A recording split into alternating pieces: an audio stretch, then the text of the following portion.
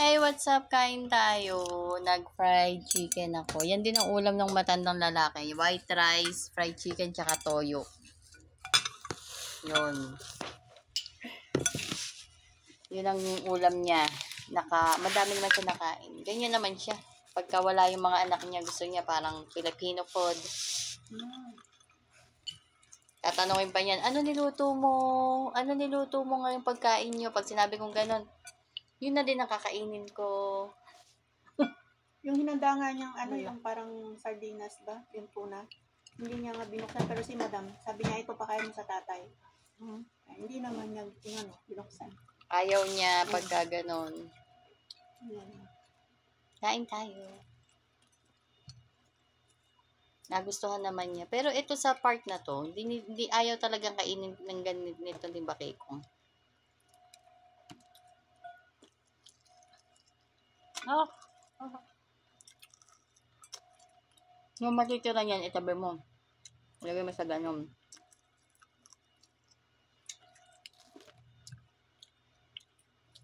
Hindi naman yata nadugyot. Hindi. Ano naman ko ano?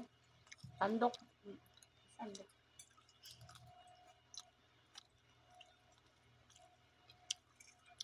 Ano pa? Nakakain din si nanay ng isa nito. Ilagay sa mga gulay. Yung kinain niya. Buti ay kumain niya. Ay, bang na lang kami.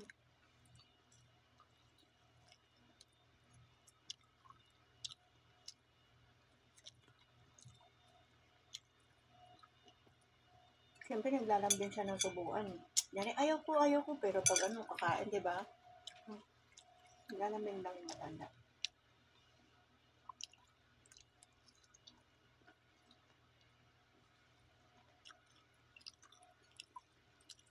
Gusto niya yung pinopwersa pa siya.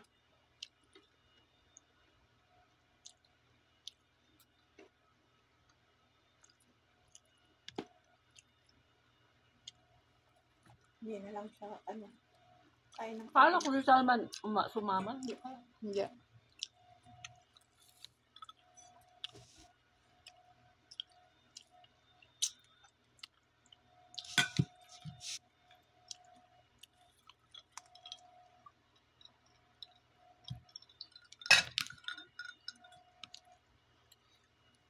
Bakit kaya mo kumain? Kinain ko sinangag eh. Nung kahapon. Habang nagluluto ako, subo ako ng subo nung kanin na yun, tsaka sinangag, tsaka ketchup. Kasi natira, ayun na. Ayaw ko na.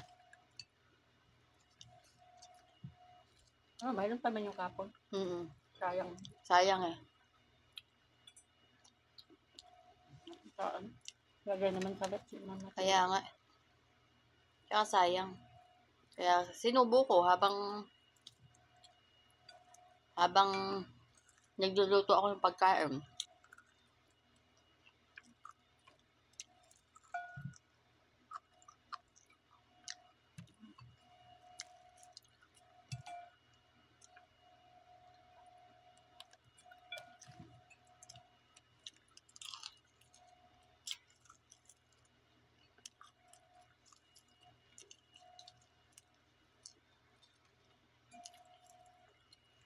Isang plato yung pakpak na yun. Yung dinala dun sa kay Bakekong.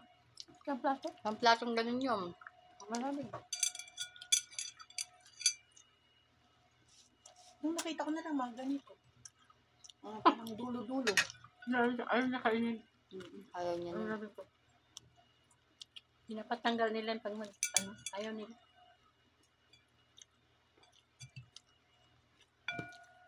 Siya nakaubos lahat. Isa kay nanay.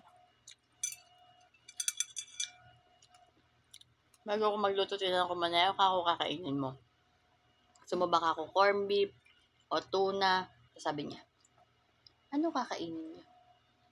Sabi ko, magprito ako ng manok. Sabi ko, gusto mo? White rice din baka ako? Sabi ko, ganun, white rice and soy sauce. Sabi niya, oo. Kaya yan. Dali siyang hindi rin maalis sa pagkain, no? Hindi. Hindi. Gusto niya yung pagkain natin yung mga ganyan. Mga prito-prito. Oo. Gusto niya. Ayaw ko ng adobo. Parang hindi pa nakakain ng adobo yan. Alam? Pero nakakain siya fried pa ah. Naalala mo? Paaman yun. Oo, pa. Pero, Pero sabi fried. mo, adobo, hindi man siya nakakain. Ba't hindi, baka hindi natitim. Si Madam nakatitim ng paa ng adobo ni Ara. Nakita ko yun. Pinakain ko siya ng Basta paa. yung kuan, peanut butter. Kaya nga, yun. Sabi sa akin ng butang din. Hindi kita makakalimutan. Ikaw lang ang nakapagpakain sa akin ng paa ng manok. Pero masarap siya. Oo. Sabi niya, Ayaw niya man yan pa. kaya sabi niya, Diyan kumakain. ano kinakain niyo dyan? Sabi niya ganun. Eh, puro buto siya. Wala na laman. Ang kunti-kunti. Tapos sagot mo, collagen. Sabi mo collagen, kakain na. Nakakala.